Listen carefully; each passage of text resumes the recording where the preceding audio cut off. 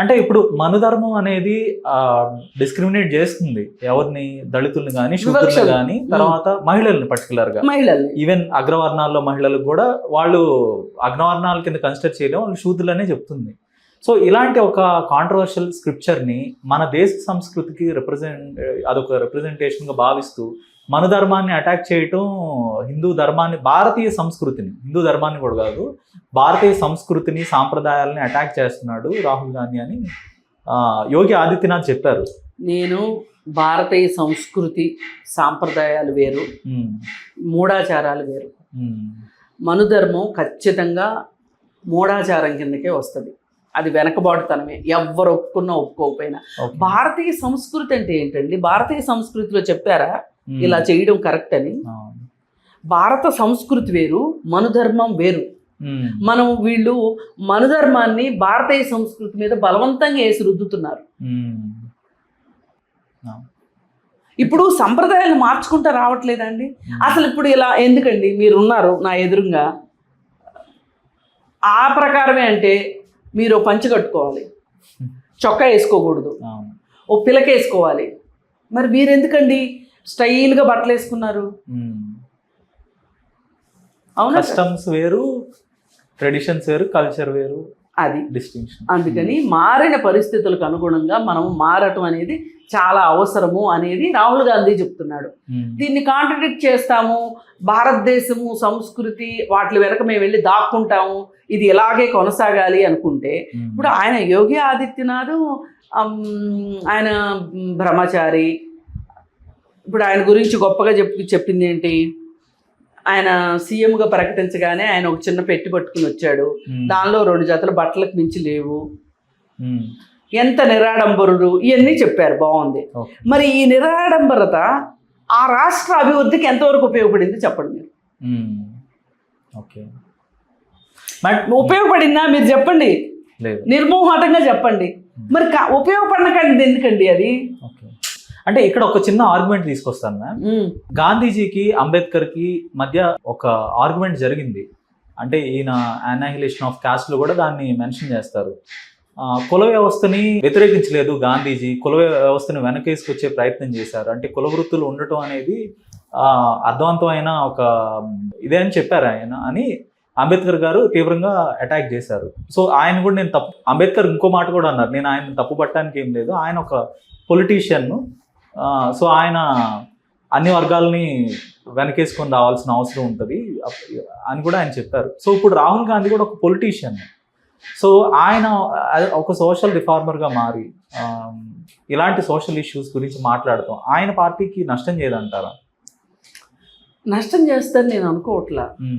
ఇవాళ ఈ దేశంలో మహిళలు ఒక సనాతనంలో ఇప్పుడు సాంప్రదాయాల్ని వీటిని కొనసాగించేది ఎవరండి? ముఖ్యంగా ఇళ్లలో మహిళలే. వాళ్ళకి తెలియజెప్పాలి, వాళ్ళని సమాజంలో అంతర్భాగం చేయాలి అని అనుకుంటున్నాడు. చేసే వే వల్ల ఇబ్బంది వస్తే రావచ్చు, కానీ అతను చేస్తున్న అతను పెట్టిన అతని ఆలోచన విధానం కరెక్ట్. వెళుతున్న మార్గం ఏమైనా ఆ పార్టీకి ఇబ్బందులు కలిగించవచ్చు, కానీ అంటే ఈ మహిళలే అసలు వాళ్ళ ఆలోచన విధానం మార్చాలి అనే ఉద్దేశంలో మీరు ఎవ్వరికి బందీలు కాదు, మీరు సర్వస్వతంత్రులు. ఇప్పుడు పైగా నవతరం యువత, మీరు చదువుకుంటున్నారు, ఉద్యోగాలు చేస్తున్నారు, అయినప్పటికీ మీరు ఎంతో కొంత పురుషాధిక్యత వల్ల బాధపడుతున్నారు ఈ రోజుకి. దీని నుంచి మీరు బయటికి రావాలి అంటే, దీన్ని ఎదుర్కోవాలి అంటే అసలు మిమ్మల్ని ఆపుతున్న శక్తులు ఏంటో మీకు చెప్పాలి అనేది రాహుల్ గాంధీ ఉద్దేశం. అంటే ఆయన చెప్పడంలో తప్పు లేదు, బట్ కాంప్రహెన్సివ్గా చెప్పాలి. బీజేపీ వాళ్ళు చేసే విమర్శ ఏంటంటే, ఇప్పుడు హిందూ మతంలో ఉన్న అవలక్షణాలుగా అనుకోవచ్చు, వాటిని మీరు బయట పెడుతున్నారు. ముస్లిమ్స్ ఇస్లాం మతంలో కూడా చాలా ఫ్లాస్ ఉన్నాయి కదా, వాటి గురించి ఎందుకు మెన్షన్ చేయరు అనేది కంటిన్యూస్గా వాళ్ళు. ఒకటండి, ఇప్పుడు ఈయన ఇది మొదలెట్టాడు, హిందూ మతం దీని గురించి మొదలెట్టాడు, మీరు మారండి. ఈయన మాట్లాడింది కరెక్ట్ అయితే మీరు మారండి. ఆయన నెక్స్ట్ స్టెప్లో క్రిస్టియానిటీ గురించి మాట్లాడతాడు, ఆ నెక్స్ట్ స్టెప్లో ముస్లిం మతం గురించి మాట్లాడతాడు. అతనికి ప్రోగ్రామ్ లేదని మీరు ఎందుకు అనుకుంటున్నారు? అంటే అసలు మీ మీ మీ ఉద్దేశం ఏంటో చెప్పండి. అసలు మీ మతంలో అది కరెక్ట్ అని మీరు నమ్ముతున్నారా? ఇప్పుడు మా మతంలో ఇది లేదు అని చెప్పండి. మీరు మా మతం జోలికే ఎందుకు వచ్చారు అని అడగటం కాదు. ఓకే, అర్థమైందా? రాహుల్ గాంధీ చెప్పేది తప్పు, మా మతంలో అలాంటిది లేదు అని మీరు చెప్పండి, ఛాలెంజ్ చెయ్యండి రాహుల్ గాంధీకి. అంతేగాని ఆ మతంలో ఉంది కాబట్టి ఈ మతంలో ఉంది కాబట్టి ఆ రెండు మతాలకు మళ్ళీ మేము దాక్కుంటామంటే కుదరదు కదా. ఇప్పుడు ఒక మనిషి దొంగతనం చేశాడని పట్టుకున్నారండి, పోలీసులకు దొరికాడండి, రెడ్ హ్యాండెడ్గా దొరికాడండి. ఇప్పుడు అతను ఏం చెప్తాడు? దొంగ నేనే కాదు నా వెనకమాల ఇంకో ఇద్దరు ఉన్నారని చెప్పినంత మాత్రాన, వాళ్ళ బట్టి ఇచ్చినంత మాత్రాన ఇతను నేరస్తుడు కాకుండా పోతాడా? పోడు కదా. మీరేంటి కట్టండి ఆ మతాల గురించి అంతగా అయితే. కానీ ఫస్ట్ ఎవరికి వాళ్ళు వాళ్ళ ఇంట్లో ఉన్న మతాన్ని, వాళ్ళ మతాన్ని శుభ్రం చేసుకోండి ఫస్ట్. మీ మతాన్ని శుభ్రం చేసుకోకుండా ఇప్పుడు ఇక్కడ ఒక ఎగ్జాంపుల్ చెప్పి తీరాలి. ట్రిపుల్ తలాక్కి వ్యతిరేకంగా మోడీ గారు చాలా చాలా సుదీర్ఘ ఉపన్యాసాలు చేశారు. ఒక మహిళ కేసు పెడితే ఆ మహిళ బాధని చూడలేక, ఆ కష్టాన్ని చూడలేక ట్రిపుల్ తలాక్ వ్యతిరేకంగా చట్టం తీసుకొచ్చానని చెప్పారు. షాబాను కేసు అది ఇంకా చాలా పాతది. అయితే ఈ మధ్య కాలంలో ఎవరో నూర్జహానో ఎవరో ఒక ఆవిడ కేసు వేసుకుంది. నా భర్త నాకు ఇలా తలాక్ అని చెప్పి నన్ను నిరాదరణకు గురి చేశాడు అని చెప్పి ఆవిడ కేసు వేసుకుంది. కేసు వేసుకుంటే తర్వాత తేలింది ఏంటంటే ఆవిడ వీళ్ళ పార్టీ ఆవిడే అని తేలింది. అది వేరే విషయం. సరే, ట్రిపుల్ తలాక్ పెట్టారు. నేనేమంటున్నానంటే ట్రిపుల్ తలాక్ కరెక్ట్ కాదు. అక్కడ మహిళకి ఆ వివాహ వ్యవస్థ వల్ల నష్టం జరుగుతుంది అని మీరు నమ్ముతున్నారు. ఆమెకు ఒక రక్షణ వ్యవస్థను కల్పించదలుచుకున్నారు, తప్పులేదు. కానీ హిందూ మతంలో పేరుకు బహుభార్యాతత్వం లేదు, కానీ ఎంతమంది చిన్న భార్యలను మెయింటైన్ చేయట్లేదు, ఎంతమంది చిన్నిళ్ళను మెయింటైన్ చేయట్లేదు, ఎంతమంది బాస్టర్డ్ చిల్డ్రన్ లేరు ఈ దేశంలో. హిందూ వివాహ చట్టం రాకముందు లీగలే, అంటే అప్పుడు సమాజానికి లీగలే ఎక్కువ మంది భార్యలను పెట్టుకోవటం. రాజులు ఉన్నారు, రాజులు కూడా, పురాణాలు కూడా. వదిలేయండి, నేను ఇప్పుడు సంగతి మాట్లాడుతున్నా. అది పాత సంగతి వదిలేయండి. మనం బహుభార్యాతత్వాన్ని తీసేసుకున్నాం. బైగమీ లేదు. బైగమీ ఎవరన్నా ఒక భార్య ఉండగా చట్టబద్ధంగా ఇంకో పెళ్లి చేసుకున్నాడని నిరూపించగలిగితే ఇతని పైన చర్యలు ఉంటాయి. అతను ఒక భార్య కాకుండా ఇంకెక్కువ మంది ఇంకొక భార్య ఉన్నప్పుడు అతని పైన కేసు పెట్టవచ్చు అని చెప్పి ఉన్నది. కానీ చాలా మంది పెళ్లి చేసుకుని కూడా దానికి ఆధారాలు చెప్పుకోకుండా, ఆధారాలు దొరక్కోకుండా, అలాగే చాలామంది పెద్ద భార్యకి తెలుసో తెలియకో ఇంకొక ఊరికి ఒక బ్రాంచ్ ఆఫీస్ పెడుతున్న వాళ్ళు చాలామంది ఉన్నారు. ఎవరో దాకా ఎందుకండి? మన క్లాసిక్ ఎగ్జాంపుల్ హరికృష్ణ గారి ఫ్యామిలీ సంగతి ఏంటి చెప్పండి. కళ్యాణ్ రామ్ తల్లి వేరు, ఎన్టీఆర్ తల్లి వేరు. మరి కళ్యాణ్ రామ్ తల్లికి విడాకులు ఇచ్చారు ఆయన? ఇవ్వలా. కాకపోతే మనం ఎందుకు మాట్లాడకూడదు అంటే ఈ విషయం గురించి, ఇది నేను మాట్లాడడానికి లేదు. ఎందుకంటే అక్కడ బాధపడుతున్న వ్యక్తి ఎవరు? జూనియర్ ఎన్టీఆర్ తల్లి. ఆమె రావాలి బయటికి. ఆమె వస్తే మా లాంటి వాళ్ళని సపోర్ట్ చేస్తాం. లేదు అనుకుంటే కళ్యాణ్ రామ్ తల్లి రావాలి బయటికి, అప్పుడు సపోర్ట్ చేస్తాం. ఏంటిది అని అక్కడ మ్యూచువల్ కన్సెంట్ ఉంది అందరికి. మ్యూచువల్ కన్సెంట్ ఉందో లేదో, ఈమెకి ఈ భర్త పైన కంప్లైంట్ చేయగలిగే సత్తా ఉందో లేదో, కన్సెంట్ ఉంటే కూడా చేసుకోకూడదుగా మరి లెక్కన. అక్కడ మరి వాళ్ళ మతంలో వాళ్ళ మతం ఒప్పుకుంటుంది కదా, మీ మతం ఒప్పుకోవట్లేదు కదా.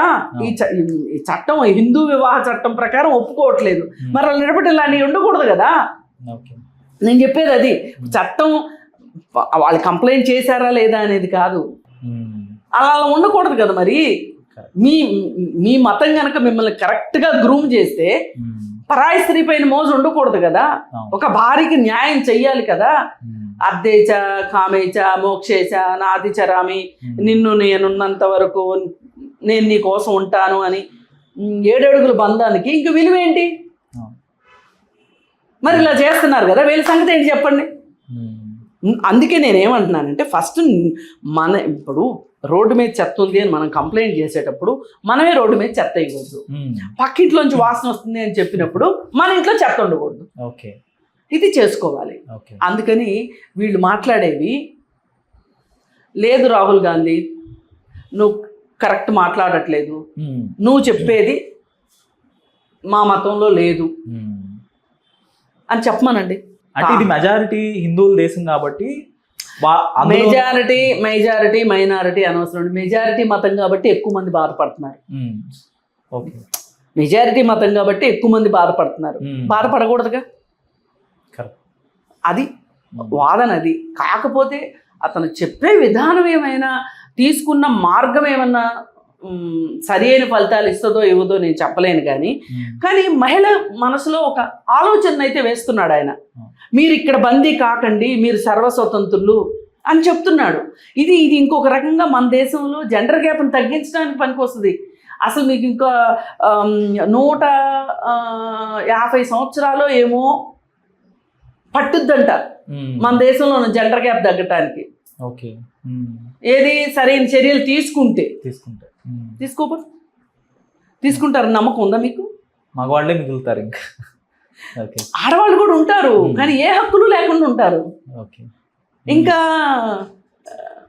అక్కడే ఆగిపోయి ఇప్పటికే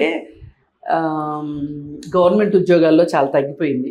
అసలు ఉద్యోగ కల్పనే తగ్గింది, దాంట్లో గవర్నమెంట్ ఉద్యోగాల్లో తక్కువ. మహిళలు బాగా పనిచేస్తుంది ఎక్కడ అంటే, భాగస్వామ్యం ఎక్కడ అంటే ప్రైవేట్ ఉద్యోగాల్లో, లేదు అనుకుంటే వ్యవసాయ రంగంలో వ్యవసాయ కూలీలుగా ఉన్నారు మహిళలు. అంతేగాని ఇప్పుడు చాలామంది ఇవాళ మనం హైదరాబాద్లో చూసి ఈ సాఫ్ట్వేర్ రంగంలో ఉన్న ఆడపిల్లలను చూసి, మహిళలను చూసి అబ్బో మహిళలు ఎంతో డెవలప్ అయిపోతున్నారు అనుకుంటున్నాం. కానీ ఒక్కొక్క చోట లిస్ట్ తీస్తే తెలుస్తుంది మహిళల ఉద్యోగాలు ఎట్లా ఉన్నాయి. ఈ రోజుకి ప్రైవేటు గవర్నమెంటు అన్నీ కలిపి కూడా 18% కూడా లేరు మహిళలు. అంటే 100 మంది ఉద్యోగస్తుల్లో 18 మంది మహిళలు ఉన్నారు, మిగతా వాళ్ళంతా పురుషులే. సో ఫైనల్గా ఇప్పుడు రాహుల్ గాంధీ మన ధర్మాన్ని అటాక్ చేయడం వల్ల కొంత డ్యామేజ్ జరిగే అవకాశం ఉంది అనేది ఒక వాదన. సో దాన్ని కంపెన్సేట్ చేయగలరా మహిళలు? ఎందుకంటే మహిళల తరఫున ఆయన వాయిస్ రైజ్ చేశాడు, ఆయనకు అండగా నిలవగలరా? ఎవరు నోటితో చెప్పరండి, ఓటుతో చెప్తారు. ఓకే, వాళ్ళకి ఆ మాదిరి అర్థం చేసుకున్నారనుకోండి.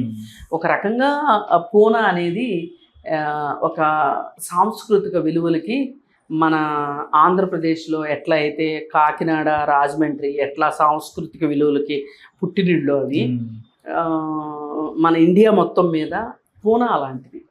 ఆ పూనాలోనే ఎందుకు అంటే సావిత్రిబాయి పూలే, జ్యోతిరావుబాయి పూలే వాళ్ళు వచ్చారు.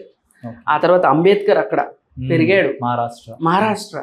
అక్కడ చాలామంది రిఫార్మర్స్ ఉన్నారు. అలాగే మన దేశంలో